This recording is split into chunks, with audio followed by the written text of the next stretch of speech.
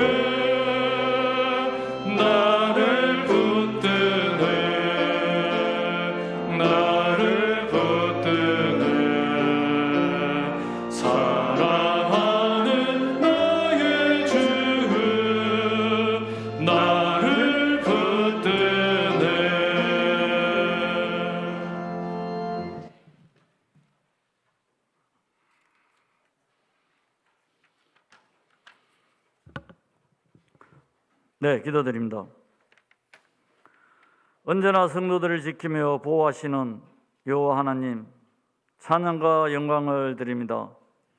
10월 마지막 주일 주님의 성전으로 인도하여 주시고 귀한 성도들이 한마음으로 예배할 수 있으니 감사드립니다. 코로나19와 여러 어려운 환경 가운데 예배를 게을리하며 말씀과 멀어진 저희 자신들을 돌아봅니다. 이 시간 용서하여 주시옵소서. 예배가 회복되게 하여 주시옵소서. 말씀에 집중하며 기도가 회복되게 하여 주시옵소서. 11월 1일부터는 코로나19에서 서서히 일상으로 회복되어 갑니다. 기도로 하기를 원하며 예배가 회복되기를 원하며 또 특별히 새벽 기도를 통하여 회복을 넘어 부흥을 한 주제로 한 주간을 새로운 각오와 결단으로 기도하고 나아갑니다. 믿음을 회복시켜 주셨고 많은 성도들이 함께 기도하며 나아가길 소망합니다. 은혜 허락하여 주시옵소서. 11월 대신방을 준비하며 또 12월 임적을 준비하며 성도들이 하나 되어 기도하게 하시옵소서. 임직자들에게 성령 충만함과 은혜를 허락하여 주시어 새로운 일꾼으로 온전히 부름받는 임직자들 되게 하여 주시옵소서. 또 특별히 고3 수험생들 지혜와 건강을 허락하여 주시어 시험을 잘 감당하며 나아가게 하여 주시옵소서. 꿈과 소망을 바라보며 주 안에서 형통하여 주의 뜻을 이루어가는 귀한 수험생들 되게 하여 주시옵소서. 성민교회를 더욱 견고히 세워 주시옵소서. 아직 구원해야 할 많은 사람들을 향하여 귀한 사명 감당하는 교회 되게 하게 하시며 성도들이 되게 하여 주시옵소서. 이 나라 이 민족을 지켜주시옵소서. 대통령을 지켜주시옵고 유정자들을 세워주시오며 혼탁한 정치 환경 가운데 올바른 지도자들을 세워주시옵소서. 이 땅의 모든 교회를 하나님 지켜주시고 성도들이 더욱더 기도하며 나아가게 하시옵소서. 세계 각처 선교지를 지켜주시옵고 특별히 성민교회에서 선교하는 선교지를 든든히 지켜주시옵고 온전히 사명 감당하는 선교사님들 성령 충만으로 인도하여 주시옵소서. 하나님 아버지 감사합니다. 이 시간 귀한 목사님 강단 위에 세워주셨사오니 준비된 말씀 은혜를 더하여 주시옵고 귀한 말씀 온전히 선포하게 하여 주시옵소서. 말씀 가운데 역사하시는 주의 음성을 듣게 하시며 성도들의 은혜 시간이 되게 하여 주시옵소서. 찬양을 받으시오며 모든 예배원들에게 은혜 허락하여 주시옵소서. 감사드리오며 예수님 이름으로 기도드립니다. 아멘.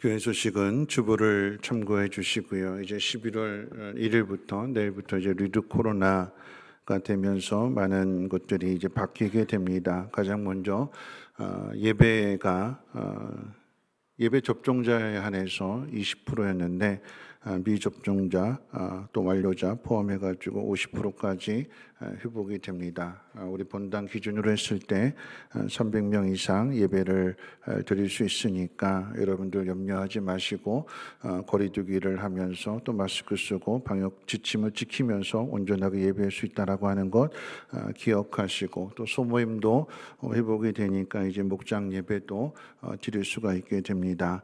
아울러서 이런 리드 코로나 시대에 맞춰서 다시 한번 우리의 믿음과 또 교회 회복을 위해서 한 주간 동안 새벽 기도를 하고 또 가을 대신방이 있습니다.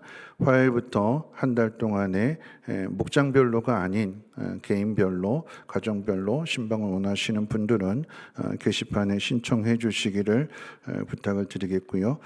박은숙 성도님의 딸 이미래 양의 결혼식이 돌아오는 토요일 날 낮 12시 영등포에서 있습니다. 많이 관심들 가져주시고 축하해 주시고요. 또 대학 수학능력시험 11월 18일 날 있습니다. 위에서도 많이 기도해 주시기를 부탁드립니다. 아울러서 성민 쉼터 요양보호사 모집하고 또 성민 유치원 원아들 모집하니까 관심들 가져주시고 기도해 주시면 널리 알려주시기를 부탁을 드리겠습니다.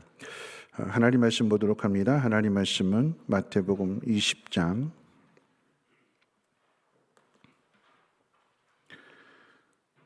1절 말씀부터 7절까지 제가 봉독하겠습니다. 하나님 말씀 마태복음 20장 1절로 7절까지를 제가 봉독합니다. 천국은 마치 품꾼을 얻어 포도원에 들여보내려고 이른 아침에 나간 집 주인과 같으니 그가 하루 한 데나리온씩 품꾼들과 약속하여 포도원에 들여보내고 또 제3시에 나가보니 장터에 놀고 서 있는 사람들이 또 있는지라 그들에게 이르되 너희도 포도원에 들어가라 내가 너희에게 상당하게 주리라 하니 그들이 가고 제6시와 제9시에 또 나가 그와 같이 하고 제11시에도 나가보니 서 있는 사람들이 또 있는지라 이르되 너희는 어찌하여 종일토록 놀고 여기 서 있느냐 이르되 우리를 품꾼으로 쓰는 이가 없음이니이다 이르되 너희도 포도원에 들어가라 하니라. 아멘. 임마누엘 찬양대원의 찬양 읽겠습니다.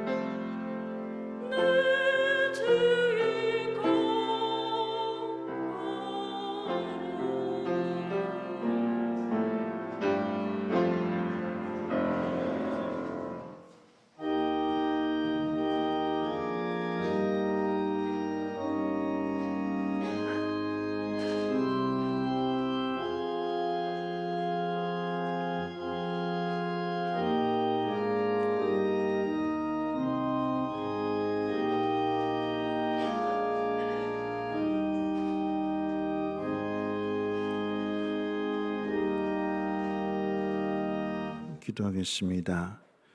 모든 것이 하나님의 은혜임을 고백하며 하나님의 부르심 가운데 순종하게 될 때에 하나님 우리를 더 깊은 은혜의 강가로 인도해 주시고 우리의 심령을 하나님의 은혜로 흠뻑 적셔 주시어서 우리 안에서 하나님의 은혜의 강물이 솟아나게 하시고 메마른 사람들의 그 마음을 충만하게 적실 수 있는 축복의 통로들 되게 하옵소서. 감사한 마음으로 귀한 예물을 올려드릴 때에 하나님 이 예물이 씌워지는 곳곳 하나님의 기뻐하시는 뜻이 이루어지게 하시고 하나님의 사랑이 잘 전하여져서 많은 사람들이 빛을 보며 소망을 찾게 하옵소서. 들은 시험교회 하나님 복되게 하셔서 행하는 모든 일들 가운데 부족함 없게 하시고 때를 따라 도와주시는 하나님의 그 놀라운 섭리들을 깨달으며 더 깊은 감사함으로 나아가게 하옵소서. 오늘 하나님 말씀을 듣습니다. 깨달아지게 하시고 결단하게 하시고 힘써 지키게 하옵소서. 우리 구주 예수님의 이름으로 기도하옵나이다. 아멘. 네, 한 주일 동안도 편안하게 잘 지내셨는지요? 네, 오늘 무슨 날일까요? 10월의 마지막 날이에요. 네. 오늘은 10월 마지막 주일 종교 개혁 주일입니다. 그런 의미에서 우리 옆에 분하고 함께 인사 나누실 때 이렇게 인사하겠습니다. 하나님의 은혜 안에서 하나님의 영광을 돌리며 삽시다 하고 인사하겠습니다. 네, 하나님의 은혜 안에서 하나님께 영광을 돌리며 삽시다. 네.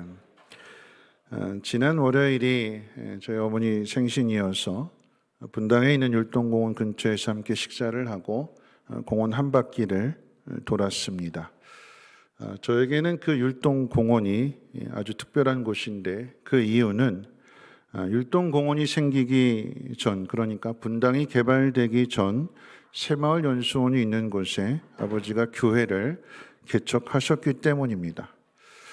성남에서 약국을 하시면서 잘 계셨는데 갑자기 신학교에 들어가신다고 하시고는 신학교에 입학하시자마자 그렇게 바로 이제 개척을 하셨어요. 제가 고등학교 때의 일입니다. 지금이야 뭐 천당 밑에 분당이라고 하는 말도 하지만 1986년도 당시에 분당은 그냥 시골이었습니다. 그 중에서도 율동은 시골 중에 외딴 시골이었습니다. 왜 시골 중에 외딴 시골이냐 하면 율동 새마을연수원 가는 버스가 2-2번 버스인데 거의 1시간 간격으로 한 대씩 있습니다. 번호에서도 딱 알 수 있는 거야. 2번, 2-1번, 그런데 2-2번. 2번하고 2-1번은 분당으로 이렇게 막 다니는 버스들이 많은데 율동으로 가는 것은 서현동에서 옆으로 꺾어져서 들어와야 되기 때문에 그곳은 사람이 잘 많이 살지 않아서 버스 간격이 1시간에 한 대였습니다. 가장 불편한 것은 등하교 때 일인데 그 중에서도 집에 올 때입니다. 당시 야간 자율학습이 10시까지였는데 집에 가는 막차가 성남에서 집으로 오는 막차가 10시에 있었어요. 자율학습이 10시에 끝나는데 집에 돌아가는 막차가 10시니까 학교 선생님한테 부탁해가지고 한 9시 40분쯤 한 20분을 걸어 나오면 정류장이 있고 거기서 이제 버스를 타야 되는데 이 막차를 타느냐 못 타느냐에 따라서 그날 하루 천국과 지옥을 경험하게 됩니다. 막차를 타면 천국이에요. 막차를 타지 못하면 서현동까지 그 당시는 여기 없었으니까 서현동까지 2번을 타고 가서 거기서 한 2km가 조금 넘는 길을 가야 되는데 가는 중간에 산 언덕을 하나 넘어야 돼요. 깜깜한 밤에 혼자. 택시도 다니지 않아요. 가는 길도 고생스럽지만 버스를 놓치고 다른 버스를 타고 가면서 그 마음이 어떤 마음입니까? 조금만 서둘렀으면. 제일 안타까운 게 막 가고 있는데 버스가 정류장에서 막 출발해서 떠나버린 거. 제일 가슴 아파요. 1분만 좀 빨리 서둘렀으면, 조금만 더 뛰었으면 저 버스를 탔을 텐데 그럼 참 편하게 갈 수 있을 텐데 왜 서두르지 못했을까 자책하기도 하고, 그리고 나서 이제 내려서 한 30-40분 이상을 깜깜한 밤에 혼자 걸어가야 되는 그런 고생을 하게 됩니다. 막차를 탔으면 하지 않을 생각과 하지 않을 고생입니다. 막차 안에 있는 것과 막차 바깥에 있는 것은 다릅니다. 오늘 본문에도 막차를 탄 사람의 이야기가 있습니다. 하루 일을 마감하기 1시간 전에 포도원의 일꾼으로 채용된 사람입니다. 오늘 본문은 포도원 품꾼들의 비유이지요. 그런데 이 비유는 해석하기에 상당히 어려운 비유입니다. 왜 비유가 어려운지는 그 내용을 먼저 한번 살펴보도록 하겠습니다. 비유의 내용을 살펴볼 텐데요. 1절 한번 보시면, 20장 1절에 보시면, 천국은 마치 품꾼을 얻어 포도원에 들여보내려고 이른 아침에 나간 집 주인과 같으니라고 기록되어 있습니다. 주목해야 되는 것은 주인이 품꾼을 포도원에 들여보내려고 이른 아침에 인력시장에 나갔다라고 하는 점입니다. 특이한 것은 그 일을 마치고 삭스를 줄 때, 그 하루의 일을 결산할 때는 청지기를 통해서 일꾼들에게 삭스를 나눠주라고 합니다. 청지기가 일꾼을 데리고 와야 되고 주인은 그 날을 마치고 나서 삭스를 줘야 되는 게 정상인데 이게 반대로 된 거예요. 그럼 생각해 보세요. 이른 아침에 한 번만 나간 게 아니라 이른 아침에 6시에 나가고 여기 나오는 시간하고 6시간을 더해야 우리 한국 시간이 되는 거예요. 그러니까 한국 시간으로 기준으로 이야기한다면 이른 아침 6시에 주인이 갔다 오고 9시에 갔다 오고 12시에 갔다 오고 3시에 갔다 오고 그리고 마지막으로 5시에 가서 또 일꾼을 데리고 옵니다. 일 1시간 후면 마치는데 그 5시에 가서 또 데리고 오는 거예요. 이 일을 왜 청지기에게 맡기지 않고 주인이 직접 하는 걸까요? 왜요? 노동력을 따진다라고 하면 이게 더 힘든 일이잖아요. 그럼 이걸 청지기 시키고 주인은 그냥 집에서 편하게 있다가 일 다 끝나고 나면 여기 딱 하고는 이제 삭스를 주면 되는데 왜 이걸 뒤집어서 할까요? 주인의 마음, 주인의. 한 사람이라도 더 데리고 오고 싶은, 한 사람이라도 더 건져내고 싶은 주인의 마음이에요. 청지기는 못해요. 청지기는 계산하잖아요. 왜 이렇게 비효율적으로 일을 시킬까? 한 번만 갔다 오면 되는 건데 왜 이걸 5번씩이나 수고해야 되지? 제가 부목사로 있을 때 전에도 한번 말씀드렸습니다. 올로 목사님 계실 때 올로 목사님이 사무실 딱 들어가지고 한 4-5시쯤 퇴근할 쯤 딱 되면 이제 목사님 그러세요. 농담으로 웃으시면서 이거 이 사꾼들아. 사꾼들아. 그때는 참 듣기 싫었죠. 담임 목사가 되니까 왜 그렇게 말씀하시는지. 주인의 마음과 종의 마음은 다른 거예요. 한 사람이라도 더 건져내기를 원하는 마음과 주인이 시켜서 가는 곳과는 다릅니다. 여러분, 이 주인은 좋은 주인일까요? 나쁜 주인일까요? 좋은 주인. 자, 문제는 다음 장면입니다. 오후 6시가 되어 일을 마감한 뒤에 가장 늦게 와서 1시간 일한 사람부터 품삯을 주는데 한 데나리온을 줍니다.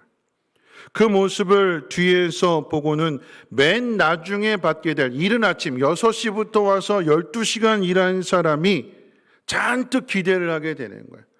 1시간 일한 사람이 한 데나리온 받는다라고 하면 난 12시간 일했으니까 12데나리온 받지 않을까? 그렇게 주지는 않겠죠. 최소한 2데나리온 주지는 않을까?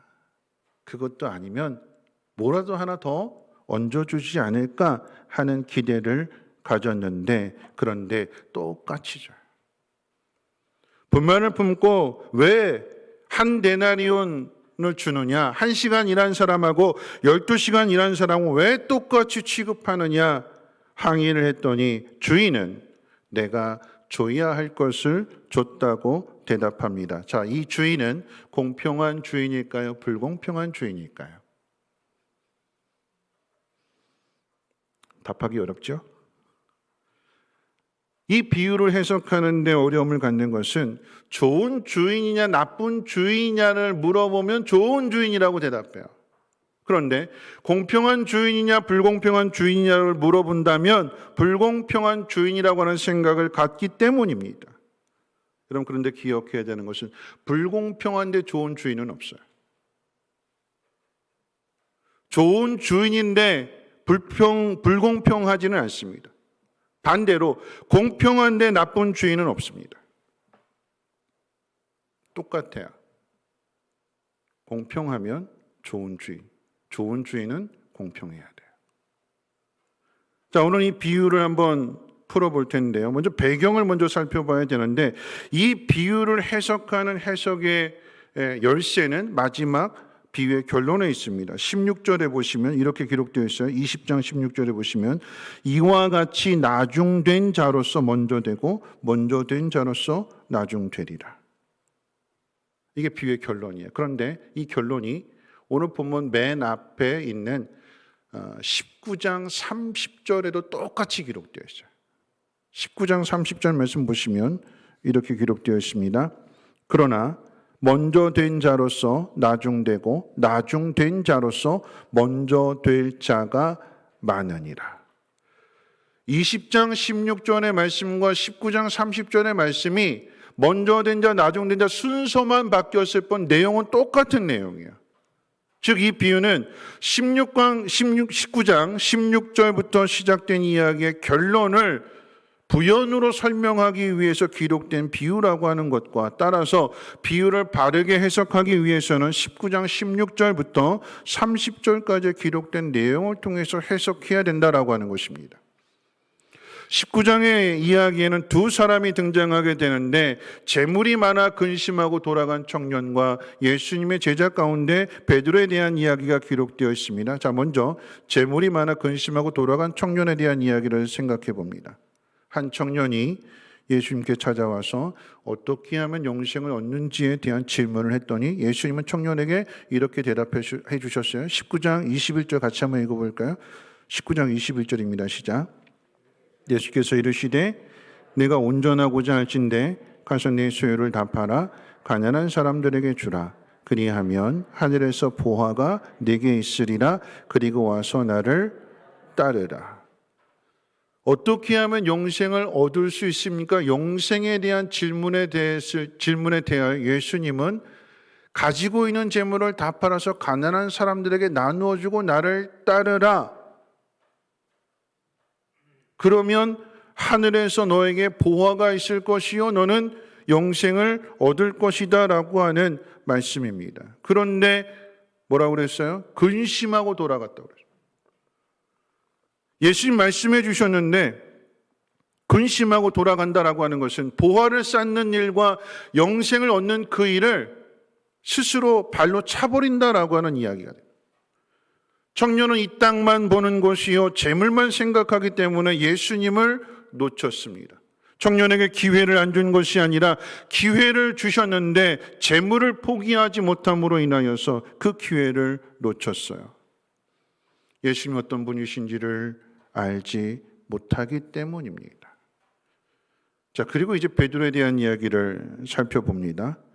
자, 베드로에 대한 이야기는 재물 때문에 근심하고 돌아간 청년 바로 이어서 이제 기록되어 있죠. 베드로도 예수님 앞에 똑같이 질문을 해요. 27절 같이 한번 읽어볼까요? 19장 27절 말씀 시작. 이에 베드로가 대답하여 이르되 보소서 우리가 모든 것을 버리고 주를 따라 싸운데 그런즉 우리가 무엇을 얻으리까? 재물 때문에 근심하여 돌아간 청년을 보면서 베드로가 이런 마음으로 질문을 했을 것입니다. 주님, 그래도 우리는 저 청년보다는 낫지요? 우린 가족도 버렸고 직업도 버렸고 재물도 버리고 다 버리고 예수님을 따랐기 때문에 예수님을 따른 우리에게 어떤 상을 주시겠습니까? 어떻게 보상해 주시겠습니까? 라고 하는 마음의 질문입니다. 자, 이런 질문에 대해서 예수님은 28절, 29절 말씀을 통해서 똑같은 의미로 대답을 해주셨어요. 이런 대답입니다. 세상이 새롭게 되어 인자가 자기 영광의 보좌에 앉으면 나를 따르는 너희도 12 보좌에 앉아 이스라엘 12 지파를 심판하리라. 나를 위하여 희생한 사람은 천국에서 여러 배로 받을 것이요 영생을 얻게 될 것이다 라고 하는 대답이에요. 그리고 나서 마지막으로 비유에 대한 결론으로 30절 그러나 먼저 된 자로서 나중되고 나중된 자로서 먼저 될 자가 많다. 그러니까 조심해라. 그러면서 비유로 연결해서 더욱 깊이 가르쳐 주시는 것입니다. 여러분 그런 의미에서 본다면 이 비유는 먼저 부름을 받은 제자들에게 주시는 가르침이라고 하는 것을 알 수 있습니다. 자, 이제 비유의 해석의 의미를 정확한 의미를 한번 생각해 봅니다. 먼저 된 사람이 알아야 될 것이 무엇이냐라고 하는 거죠. 12시간 일한 일꾼의 비유는 베드로와 같은 제자들입니다. 일찍 부름을 받았기 때문에 많은 일들을 해야 했습니다. 그렇기에 많은 상을 기대하기도 합니다. 그런데 결과는 똑같이 한 데나리온입니다. 이 사실을 받아들일 수 없기에 화가 치밀어 올라서 주인에게 불평하는 거잖아요. 근데 따지고 보면 성경에 뭐라고 기록되어 있는가? 하루 일당이 한 데나리온이라고 미리 일하기 전에 서로 약속하고 와서 일하고 되는 거예요. 주인에게 잘못이 없는 거예요. 주인은 약속한 대로 준 거예요. 그런데 1시간 일한 사람이 한 데나리온 받는 것을 보니까 몰랐으면 괜찮은데 그걸 보니까 배가 아프고 내가 조금 더 받아야 되는데 왜 똑같이 주지? 내가 더 많이 일했는데 더 많이 고생했는데 왜 똑같이 줄까? 다른 사람보다 더 많이 인정받기를 원하고 더 많은 대우를 받기를 원합니다. 여러분 스포츠 스타들이 한 해 경기를 마치고 나서 다음 해 이제 연봉 협상을 하게 될 때 늘 트러블이 생기는 이유는 뭐냐면 더 많이 달라 뭐 덜 준다 이것보다 더 중요한 건 뭐냐면 자기가 라이벌로 생각하는 사람보다 더 받아야 된다라고 하는 거예요. 예를 들어서 훌륭한 선수가 좋은 성적을 내서 1억이라고 하는 연봉을 받았다고 하면 그 라이벌 되는 사람 얼마 받아야 될까요? 얼마 받으면 만족할까요? 내 라이벌이 1억 받았어요. 그러면 나는 얼마 받아야 될까요? 나는 어떻게 하면 얼마 받으면 사인할 수 있을까요? 1억 1,000원. 1억 1,000원. 1,000원만 넣어주면 사인해요. 왜요? 돈이 문제일까요? 자존심 문제. 내가 저 사람보다 더 나은데 왜 똑같이 취급해 주느냐? 내가 더 능력이 있는데, 내가 더 많이 수고했는데, 내가 더 많이 헌신했는데 왜 똑같이 주느냐? 여러분 이것이 불만입니다. 가정에서도 그렇죠. 엄마는 늘 항상 집에 일찍 오라고 합니다. 말 잘 듣는 마디가 이제 일찍 왔어요. 일찍 왔더니 엄마가 뭘 시킬까요? 청소해라, 빨래 개켜라, 밥 먹고 났더니 설거지 좀 해라. 그런데 동생은 밖에서 실컷 놀다가 밤늦게 이럴 때는 이렇게 표현하죠. 기어 들어와서 엄마가 뭘 잘했다고 늦게 들어온 동생 밥도 차려주고 밥 먹고 나서는 씻고 지방으로 들어가 버리면 일찍 온 마지는 어떤 마음을 가질까요?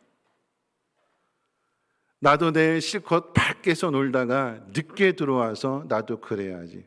여러분 그러면 엄마는 어떻게 될까? 엄마는 이 이기적인 두 청개구리 때문에 속에 병 들어서 일찍 돌아가셔요. 그렇죠? 우리 마음이 그래요. 똑같아야 된다? 아니, 내가 더 좋은 대접을 받아야 된다. 내가 더 많이 받아야 된다. 여러분 신앙도 그래요. 신앙도. 일찍 와서 열심히 일하는 것 손해보는 것 같아요.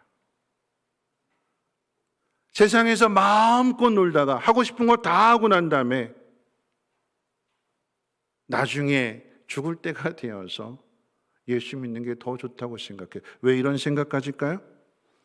예수 믿는 사람이나 믿지 않는 사람이나 똑같이 병들고 똑같이 실패하고 똑같이 힘든 삶을 살아가야 할 때 예수 믿는 것이나 믿지 않는 것이나 무슨 차이가 있느냐 생각하게 되면 세상에서 마음껏 하고 싶은 대로 하고 사는 게 더 좋아 보여요. 주일날 마음대로 원하는 데 가고 싶은 데 놀러 갈 수 있고, 월급을 받아도 100만 원 받았을 때 믿지 않는 사람들은 쓰고 싶은 대로 다 쓰는데 교회 다니는 사람은 11조 해야 되고 헌금해야 되고 손해보는 것 같고, 교회 오는 것조차도 가족에게 눈치가 보이고 아니면 직장에도 눈치가 보이게 되고, 그러니까 마음대로 살다가 마지막 죽기 전에 그래도 천국은 가야 되니까 회개하고 돌아오면 마치 십자가 우편의 강도처럼 그게 더 좋은 것으로 부러워하는 사람도 있어요. 여러분, 우리가 예수를 믿어도 참 이기적으로 믿어요. 내가 수고하는 그 의미, 내가 교회 안에 있다라고 하는 그 의미, 내가 구원받았다라고 하는 그 참된 의미를 깨닫지 못하고 세상적인 기준으로, 세상적인 잣대로 내가 하고 싶은 대로 다 하다가 마지막 순간에 회개하고 돌아오면 된다. 여러분, 그런데 내일 일을 우리가 알 수 있을까요? 내일 돌아오면 되지, 죽을 때 돌아오면 되지, 우리가 죽는 순간을 알 수 있을까요? 내일 일을 알아요? 모르잖아요. 그런데 마치 내일 일을 내가 결정할 수 있는 것처럼 그렇게 생각하고 그것을 부러워합니다. 오늘 이 본문의 비유는 먼저 된 사람에 대한 비유를 통해서 지금 가르쳐 주시는 거예요. 먼저 된 사람이 알아야 될 것이 무엇입니까? 먼저 일할 수 있는 기회를 얻었다라고 하는 것은 그만큼 더 많은 일을 할 수 있다라고 하는 의미입니다.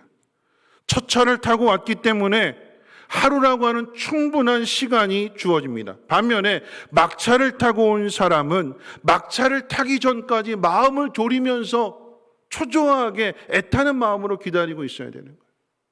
들어가야 되는데, 막차를 타야 되는데 그 막차를 타지 못하게 되면 그 마음이 어떤 마음일까요? 그럼 11월 18일이 수학능력 시험이잖아요. 시험을 통해서 대학 안에 들어갈 수 있는 합격 통지서를 받은 사람과 불합격 통지서를 받은 사람의 마음이 어떤 마음일까요?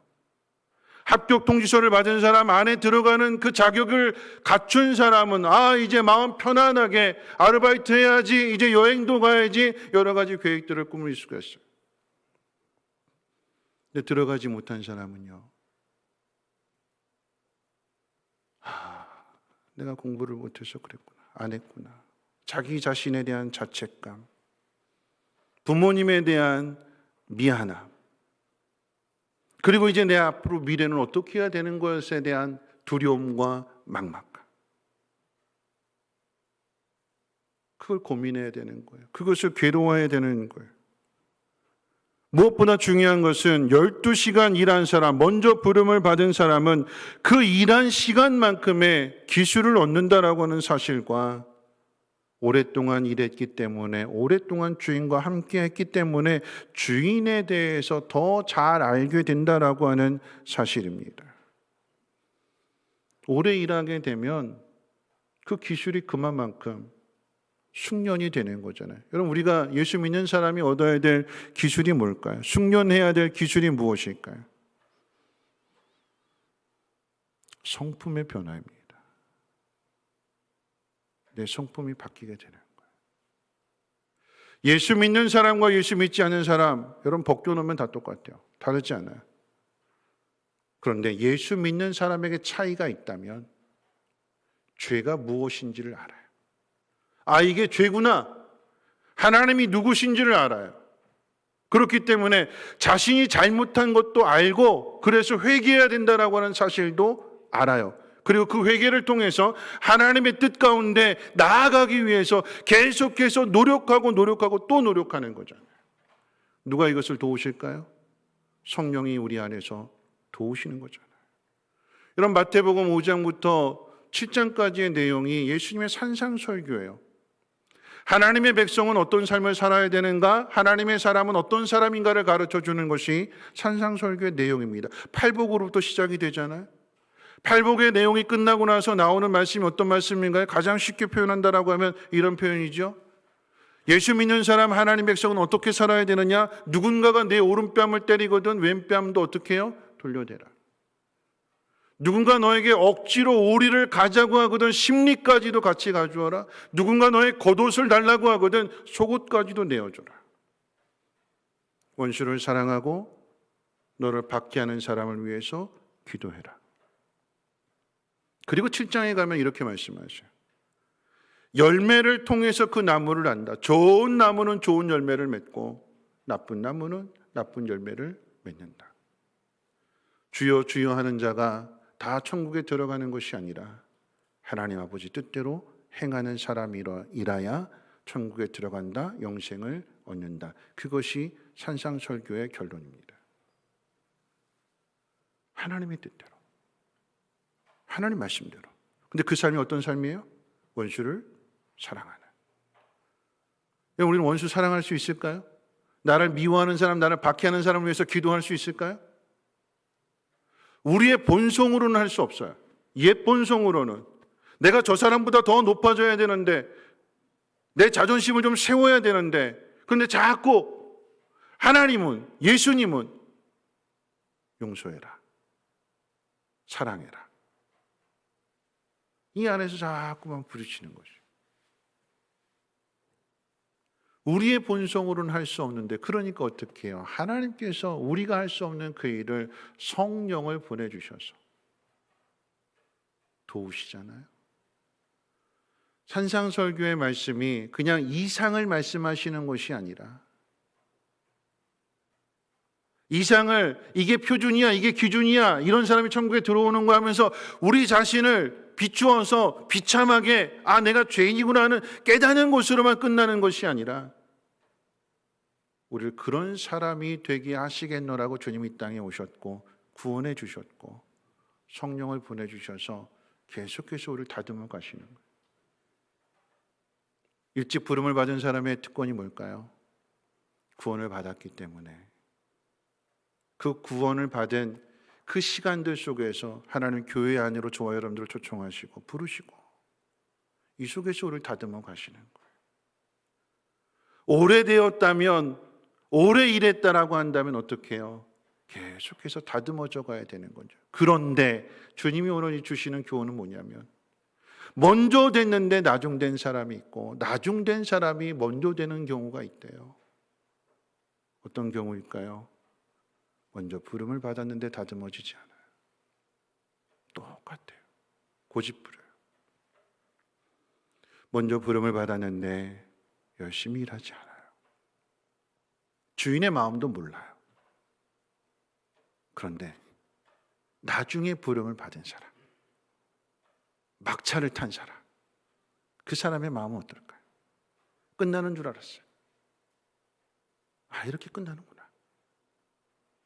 아무것도 얻지 못한 줄, 이렇게 끝나는구나. 내 인생 여기서 마감해야 되는구나. 그런데 주인이 부르는 거예요. 가자. 우리 포도원으로 가자. 내가 일거리 줄게. 그리고 삭설 줄게. 1시간 남았다라고 하는 거 알아요. 막차라고 하는 것도 알아요. 그 사람이 막차를 타고 포도원에 들어왔을 때 어떤 마음으로 일할까요? 너무나 고마워서, 너무나 감격해서, 너무나 기뻐서 일하지 않을까요? 그러면 나중된 사람이, 막차를 타고 온 사람이 먼저 온 사람보다 더 나은 거예요. 주님이 그것을 제자들에게, 주님 우리가 일찍부터 예수님 따랐고 예수님과 함께 있는데 우리는 더 큰 상 주시겠지요 라고 하는 이 베드로에게, 이 제자들에게 먼저 된 자로서 나중되지 않도록, 나중된 자에게, 먼저 온 자에게 주는 그 복을 빼앗기지 않도록 조심해라 라고 하는 것을 이 비유를 통해서 가르쳐 주시는 것입니다. 여러분, 누가 문제일까요? 여러분, 이와 같은 비유를 누가복음 15장의 돌아온 탕자의 비유를 통해서도 생각해 볼 수 있죠. 누가 문제일까요? 집 안에 있는 마다들이 문제였어요. 아버지와 함께 있고 아버지의 모든 것이 내 것임을 알지 못하고 고생하고 돌아온 동생을 위해 잔치를 베푸는 것이, 그것이 불만이에요. 탕자처럼 집을 나가서 세상으로부터 버림을 받거나 아니면 짐승보다도, 돼지보다도 더 못한 차별을 당하는 것을 경험하지 않고 아버지 집에 있는 것이, 먼저 부름을 받은 것이, 이것이 얼마나 복된 것인 것을 깨닫지 못해요. 그래서 아버지에게 불만을 갖는 거예요. 아버지는 똑같이 둘째 아들이나 큰아들이나 똑같이 사랑하는데 이 맏아들은 아버지의 것이 다 자신에게 물려질 것이라고 하는 사실을 깨닫지 못하고 둘째에게 하나 더 가는 게 그게 더 배 아프고 화가 나고 속상하고 그 복을 깨닫지 못하는 것입니다. 아버지도 모르고 자신이 받은 복도 모르는 것입니다. 여러분, 이 비유의 주인공은 포도원의 주인입니다. 주인이 5번이나 인력시장에 나가서 일꾼을 부르는 것은 많은 사람들에게 구원의 은혜를 베풀겠다라고 하는 의미입니다. 이 땅에 오신 예수님의 마음이기도 합니다. 그렇다면 일찍 예수님으로부터 부름을 받은 제자들은, 일찍부터 신앙생활을 한 사람은 이거 알아야 되는 거잖아요. 하나님의 마음이 어떤 마음인지, 주님의 마음이 어떤 마음인지, 주님이 원하시는 것이 무엇인지, 왜 주인이 직접 가서 5번이나 그런 수고를 통해서 일꾼을 데려오는가를 알아야 되는 거죠. 누가 충성된 종일까요? 누가 충성된 일꾼일까요? 일찍 부름을 받은 사람이 알아야 될 것이 무엇일까요? 주인의 마음. 여러분, 주인의 마음을 아는 것과 관계된, 연관된 그 비유가 달란트 비유이잖아요. 5달란트를 남겼느냐, 2달란트를 남겼느냐, 얼마의 이익을 남겼느냐에 주인은 관심 있는 것이 아니라 주인의 칭찬이 무엇입니까? 착하고 충성된 종아. 하나님이 우리에게 원하시는 게 뭘까요? 착함이래요. 착함. 착한 사람 되는 거래. 착한 사람. 그 착한 사람은 충실한 사람이에요. 충성하는 사람입니다. 믿을 수 있는 사람이에요. 무엇이든지 맡겨도 되는 사람입니다. 왜요? 즉시 가서 일하니까. 반대로 1달란트 맡은 종은 어떤 종일까요? 뭐라고 표현했어요? 주인을 오해했어요. 주인을 바르게 알지 못했어요. 악함이 어디서 나고 게으름이 어디서 나올까요? 주인을 바르게 알지 못해서 거기에서 악함이 나고 거기에서 게으름이 나오게 되는 거예요. 5달란트, 2달란트 착한 종, 충성된 종은 주인의 마음을 알고 즉시 가서 일하잖아요. 주인이 그 종들에게 주는 게 뭘까요? 내 잔치에 참여해라. 잔치에 초청을 받는 거예요. 주인의 잔치. 하나님 나라의 초청을 받는데 일꾼으로 초청을 받을까요? 와서 물 떠오고 음식 날르고 종으로 부름을 받는 걸까요? 아니요. 그 잔치에 주인과 똑같은 가장 귀한 손님으로, 친구로 주인이 인정해주고 초청하는 거예요. 하나님 우리에게 주시고자 하는 복이 그거예요. 일찍 와서 일찍 일하면 나만 손해야. 적당하게 일 끝날 쯤 와서 1시간 일하고 나서 그리고 함께 음식을 먹는 거. 그게 가장 똑똑한 사람이에요. 아니, 똑똑하지 않아요. 주인을 알지 못하는 것이요, 내가 다듬어지는 그 기회를, 내가 받은 복이 무엇인지를 놓치는 것입니다. 말씀을 마치면서 2가지 부탁을 드리고 싶어요. 첫 번째는 우리가 예수님을 따르는데 무엇을 가지고 근심하는가를 먼저 생각해 봐야 됩니다. 하나님을 예배하는데, 그리고 하나님의 나라의 일을 하는데 근심이 되는 것이 무엇입니까? 내가 근심하는 그 일이 혹 하나님 나라의 일을, 하나님 나에게 맡기신 사명을 가로막지는 않는지요? 내가 걱정하는 그 일이 예수님보다 더 큰 문제일까요? 오늘 우리는 부자 청년처럼 근심하는 일로 예수님을 따르는 일을 실패해서는 안 될 것입니다. 두 번째 부탁을 드린다라고 하면 먼저 된 사람의 복을 놓치지 마십시오. 먼저 된 사람의 복은 일한 만큼 하나님 나라에서 여러 배로 갚아주실 것이요, 그 일한 만큼, 주인을 아는 것만큼, 주인을 따른 것만큼 영생의 복을 주신다고 분명하게 약속하고 있어요. 그러면 우리가 해야 될 일이 뭘까요? 주인이 어떤 마음을 가졌어요? 주인이 어떤 일을 하고 싶어요? 한 사람이라도 더 데리고 오고 싶어. 마지막 막차라도 태워서 포도원에 들여보내고 싶은, 그게 주님의 마음이에요. 여러분, 베드로에게 예수님께서 왜 제자들에게 이 비유를 하시는 걸까요? 왜 먼저 된 사람에게 나중되지 말라고 이렇게 가르쳐 주시는 걸까요? 그리고 가르쳐 주시는 것으로 끝낼까요? 아니잖아요. 베드로가 자꾸 나중되려고 할 때마다 주님 찾아와서 깨우쳐 주시고 가르쳐 주시고, 부인하고 도망갔는데 또 찾아오셔서 다시 사명을 주시고 내 양을 먹이라. 또 기회를 주시는 게 주님의 마음이에요. 여러분, 우리가 그 사랑 안에 있는 거예요. 오늘 저와 여러분들을 그래서 주님이 부르셨어요. 왜요? 일할 수 있는 기회를 다시 주려고. 코로나가 두려워서, 코로나가 근심이 되어서 마음껏 하나님을 예배하지 못한 저와 여러분들을 오늘 이 예배 자리에 부르셔서 다시 기회를 주시려고. 일하는 것이 얼마나 복된 것인지, 그 일을 통해서 내가 다듬어지고 하나님 나라에서의 여러 배로 상을 주실 것이며 그 나라에 나를 인도하시고 나를 데려가신다라고 하면 이 기회를 놓치지 말아야 되지 않을까요? 마지막 그 막차 안에 들어가야 되지 않을까요? 내가 그 안에 들어가야 될 뿐만 아니라 막차를 타지 못한 사람에게 찾아가서 주인의 마음으로 초대해야 되지 않을까요? 같이 가자고, 포도원에 가자고, 천국에 가자고. 여러분의 가족 가운데 아직 믿지 않는 가족이 있다면 그 마지막 기회를 여러분이 가서 전하라고 하나님 여러분에게 맡겨주신 양입니다.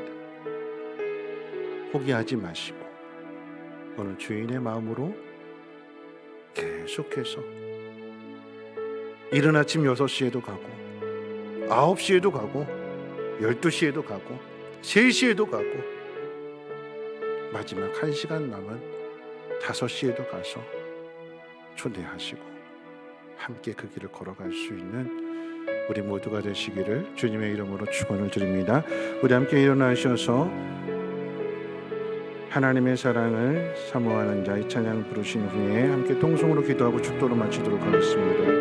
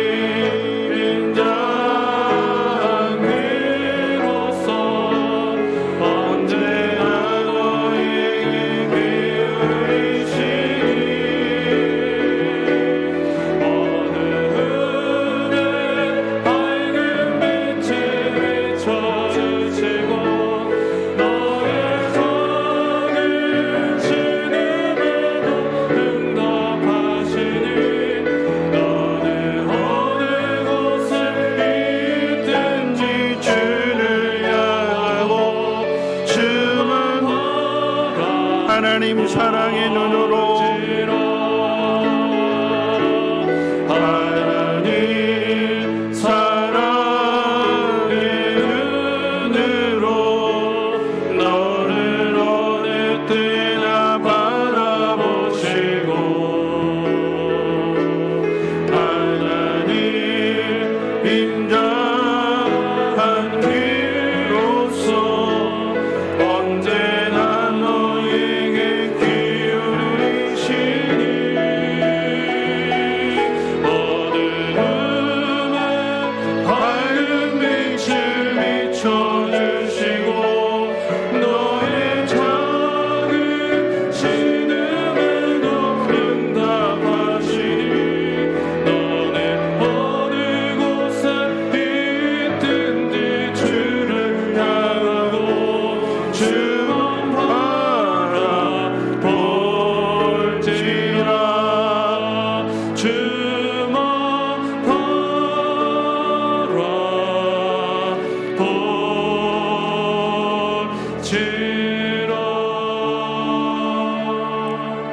우리 이 시간에 함께 기도하실 텐데요, 하나님들 우리를 부르세요.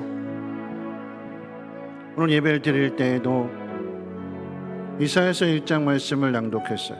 오라 와라 우리가 서로 변론하자. 너희 죄를 고백하면 흰눈처럼 양털처럼 내가 시게 해줄 거다. 오늘 교동문의 말씀은 이런 말씀이었어요. 상한 갈대를 꺾지 아니하며 꺼져가는 등불을 끄지 아니하고 진실로 정의를 시행할 것이며 그는 쇠하지 아니하며 낙담하지 아니하고 세상에 정의를 세우기에 이르리니 섬들의 교훈을 앙망하리라. 나 여호와가 의로 너를 불렀은즉 내가 네 손을 잡아 너를 보호하며 너를 세워 백성의 언약과 이방의 빛이 되게 하리라. 나 혼자 구원받고 끝나는 것이 아니라 나를 이방의 빛이 되게 하셔서 하나님의 사랑을, 하나님의 마음을 전하는 축복의 통로가 되게 하시겠다라고 하는 것이 하나님의 뜻입니다. 근심하고 걱정하고 염려하는 것이 아니라 예수밖에 없음을 고백하고 하나님밖에 없음을 고백하고 하나님을 믿고 따르는 그 일에 우리는 힘써야 될 것이며, 하나님의 마음을 알아서 믿지 않은 영혼들에게 그들도 함께 막차를 탈 수 있도록 아침에도 가고 낮에도 가고 저녁에도 가고 또 가고 또 가고 또 가서 그 마음을 전함으로 인하여 모두가 함께 하나님 나라에 들어갈 수 있는 그 은혜를 부어달라고 우리 함께 통성으로 하나님 앞에 기도합니다. 거룩하신 하나님 감사합니다. 하나님의 사랑이 얼마나 귀하고 아름다운지, 나를 얼마나 사랑하시는지 하나님 깨달아 알게 하옵소서. 오늘 이 시간에도 하나님 우리를 불러주셔서 하나님 앞에 예배하게 하시고 말씀을 듣게 하셨사오니 하나님 오래된 자로 먼저 부름을 받은 자로 부끄럽지 않게 하시고 이 복을 빼앗기지 않도록 힘써서 우리 자신의 모습을 하나님 단련해 나갈 수 있도록 하나님 은혜 베풀어 주옵소서. 정금 같은 믿음의 사람이 되게 도와주시고 착하고 온유하고 겸손하고 자랑이 넘치고 자비와 긍휼을 베풀어 줄 수 있는 하나님을 닮아갈 수 있는 믿음의 사람 되어 주실 수 있도록 주여 역사해 주시옵소서. 우리의 힘으로 되지 않기에 하나님의 영을 부어주셨사오니 주여 내 힘대로 내 마음대로가 아닌 주님의 뜻대로 인도하시는 대로 이끄시는 대로 순종하며 따를 수 있는 우리 모두가 되게 도와주시고, 주님의 마음을 알아서 아침에도 낮에도 저녁에도 가서 또 전하고 또 전하며 함께 막차를 타고 하나님의 나라에 들어갈 수 있는 그 은혜를 하나님 허락해 주시옵소서. 상한 갈대를 꺾지 아니하신다고 하셨습니다. 꺼져가는 등불을 끄지 아니하신다고 하셨습니다. 하나님 이를 나에게 맡겨주셨사오니 먼저 된 자로 먼저 믿는 자로 하나님이 하나님의 마음을 잘 알아서 전하게 해주시고 모두가 함께 다 하나님 나라에 들어갈 수 있는 그 은혜와 복을 허락해 주시옵소서. 하나님 코로나로 어려움을 당했는데 이제 아버지 하나님 이제 우리도 코로나 시대가 되었습니다. 하나님 묵혀있던 우리의 신앙이 다시금 아버지 하나님이여 온전하여지게 하시고 다시금 우리 열심히 회복되어지게 도와주셔서 마른 뼈들이 살아남과 같이 회복되게 하시고 회복을 넘어 부흥의 역사로 나갈 수 있도록 하나님 역사해 주시고 하나님 인도해 주시옵소서. 하나님 오늘도 우리를 불러주셨습니다. 오라고 하셨습니다. 그리고 말씀을 듣게 해주셨습니다. 하나님, 먼저 부른 자로서의 이 복을 놓치지 않게 하시고 착하고 충성된 종 되게 하옵시고 부지런히 우리 스스로를 다듬어감으로 인하여 믿음의 사람 되게 하시고 장성한 분량의 이름으로 인하여 하나님의 영광을 나타낼 수 있는 복 있는 사람들 되게 하옵소서. 하나님 마음을 알기를 원합니다. 아침 6시에도 9시에 12시에 3시에 5시에 찾아 나서는 그 주님의 마음을 깨닫게 하셔서 하나님의 그 사랑을 깨닫지 못하는 수많은 영혼들에 가서 전하게 하시고 함께 막차를 타고 하나님 나라 이룰 수 있는 복으로 허락해 주시옵소서.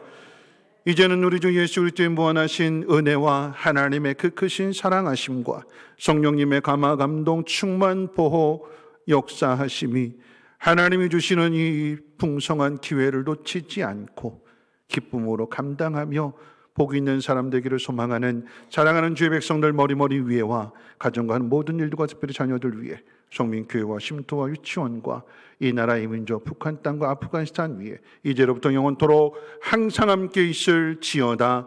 아멘.